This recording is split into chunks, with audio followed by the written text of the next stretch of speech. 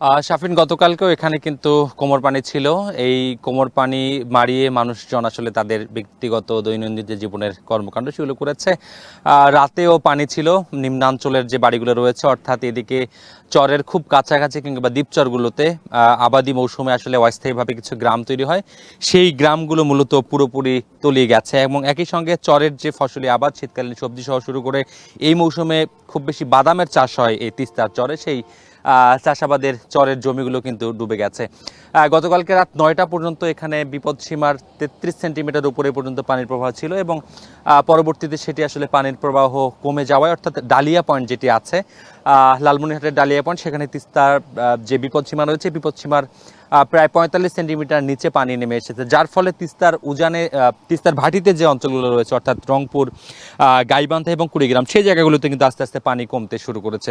এবং পানি কমার ফলে এখন যেটি নতুন করে সংকট দেখা দিয়েছে সেটি হলো তিস্তার যে 115 কিলোমিটার তিস্তার গতিপথ, সেই 115 কিলোমিটারের মধ্যে কিন্তু প্রায় 10 কিলোমিটার বাদে বাকি 100-রও বেশি কিলোমিটার জুড়ে তীররক্ষা বাঁধের নাকাল অবস্থা এবং সেই বাঁধগুলো সবসময় ভাঙনের ঝুঁকিতে থাকে। এবং একই সঙ্গে তিস্তার যে বাম তীর, সেই বাম তীর কিন্তু প্রত্যেক বছরই অন্তত 2বার বন্যার কবলে পড়ে এবং সেই বন্যার কবলে পড়ার ফলে এই অঞ্চলে প্রায় 1 লাখ কোটি টাকার বেশি ক্ষতি হয় বলে আসলে বন্যা গবেষক এবং নদী নিয়ে যারা কাজ করেন তারা আসলে দাবি করে আসেন। একই সঙ্গে বছরের পর বছর তিস্তা পাড়ের মানুষের বন্যা যেন একেবারে নিয়মে পরিণত হয়েছে, অর্থাৎ বন্যা দেশের অন্য অঞ্চলের জন্য যেখানে দুর্ভোগের কারণ এবং দুর্ভোগের নিয়তি, সেখানে উত্তরাঞ্চলের বন্যা যেন প্রত্যেক বছর এক অলিখিত নিয়মে রূপ নিয়েছে। এবং এই বন্যা পরিস্থিতির কারণে উত্তরাঞ্চলের মানুষের যে জীবনরেখা বলা হয় তিস্তা নদীকে, সেই তিস্তা নদী কিন্তু এই অঞ্চলের মানুষকে সাম্প্রতিক সময়ে যা দিচ্ছে তার চেয়ে কেড়ে নিচ্ছে বেশি।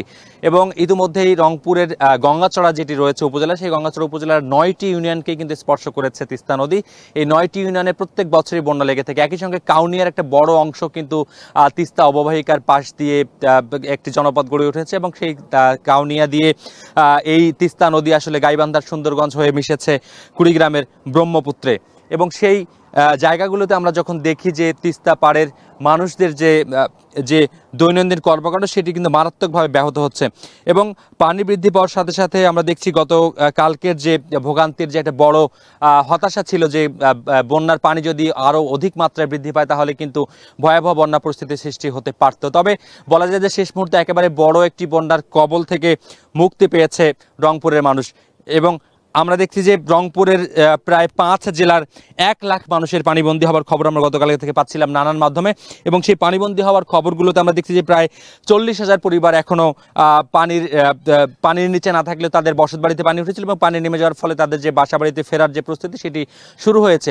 এবং বাসা বাড়িতে ফিরে হয়তো বা আজকে দুপুর বা রাত নাগাদ তাদের বাসা বাড়িতে রান্নাবান্না হবে এবং সেই বাসা বাড়িগুলোতে তারা নিয়মিত থাকার চেষ্টা করবেন এবং সেই চেষ্টায় হয়তো বা তারা সফল হবেন যদি বৃষ্টি এবং উজানের ঢল না থাকে। শাফিন, এই ছিল এই মুহূর্তে রংপুর থেকে তিস্তা নদীর পানির বৃদ্ধি এবং বন্যা পরিস্থিতির সবশেষ খবর।